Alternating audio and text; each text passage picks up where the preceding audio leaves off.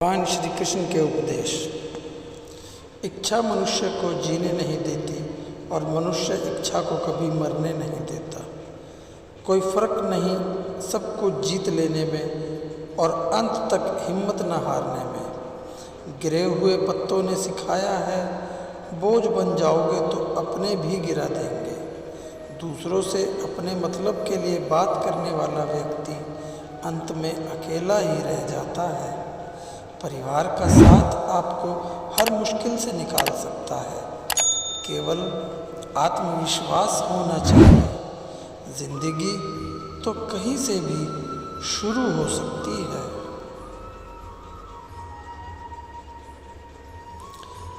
हीरा परखने वाले से अधिक महत्वपूर्ण पीड़ा परखने वाला होता है। जो चीज़ हमारे हाथ में नहीं है उसके विषय में चिंता करके कोई फायदा नहीं। जहाँ अपना वश नहीं है वहाँ मोह करना ही दुख है। अहंकार के वृक्ष पर विनाश का ही फल लगता है। किसी भी मूर्ख व्यक्ति से बहस मत करो, वरना लोग समझ ही नहीं पाएंगे कि असल में मूर्ख कौन है। जब संदेह की मात्रा अत्यधिक हो तब निर्णय लेने में समय लगाना अधिक लाभकारी है। जिसने साथ दिया उसका साथ दो, परंतु जिसने त्याग दिया उसे तुम भी त्याग दो। भरोसा जीता जाता है, मांगा नहीं जाता।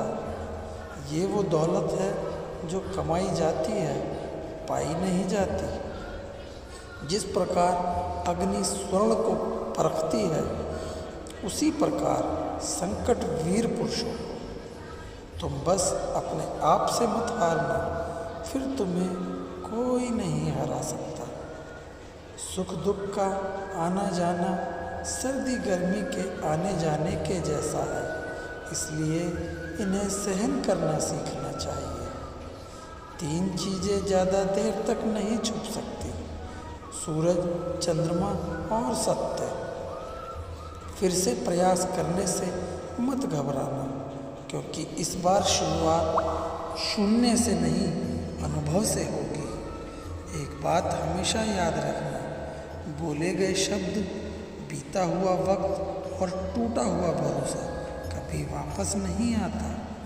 भाषा शरीर का ऐसा अदृश्य अंग है जिसमें मनुष्य का सब कुछ दिखाई देता है। जो दूसरों को हानि पहुंचाकर अपना हित चाहता है, वह मनुष्य अपने लिए दुख का बीज बोता है। युद्ध से पहले तुम डर जाओगे तो तुम मरने से पहले ही मर जाओगे। अपनी पीड़ा के लिए संसार को दोष मत दो, अपने मन को समझाओ। तुम्हारे मन का परिवर्तन ही तुम्हारे दुखों का अंत है। सच बोलने का साहस कीजिए, परिणाम भुगतने की शक्ति परमात्मा स्वयं देंगे। 2 बातों से बचकर रहें: मुझे किसी की ज़रूरत नहीं, ये अहम; सबको मेरी ज़रूरत है, ये वहम है। बड़ा लक्ष्य प्राप्त करने के लिए बस एक मजबूत सोच की ज़रूरत होती है। जिंदगी आसान तब होगी जब दूसरों से उम्मीद कम और खुद पर ज़्यादा यकीन हो। क्रोध हो या आंधी हो, जब दोनों शांत हो जाते हैं तभी पता चलता है कि कितना नुकसान हुआ। जिंदगी की तपिश को सहन कीजिए। वे पौधे मुरझा जाते हैं जिनकी परवरिश छाया में होती है। जो मन को नियंत्रित नहीं करते, उनके लिए वह शत्रु के समान कार्य करता है। अहंकार में डूबे हुए इंसान को ना तो खुद की गलतियां दिखाई देती हैं और ना दूसरों की अच्छी बात। भलाई करने वाले को बुराई कभी पराजित नहीं कर सकती। मनुष्य की सोच और विचारधारा समय के साथ परिवर्तित होती रहती है। मौन रहना अच्छा है, परंतु अन्याय हो तब नहीं। जो आपकी खामोशी को न पढ़ पाए उसे बोलकर अपना दुख बताना समय व्यर्थ करने जैसा है। अगर प्रतीक्षा सीमा से अधिक हो जाए तो मिलने का मोह धीरे धीरे समाप्त हो जाता है। आप जिसे बल से नहीं हरा सकते उसे बुद्धि से अवश्य हरा सकते हैं। गति के लिए चरण जरूरी है और प्रगति के लिए आचरण जरूरी है।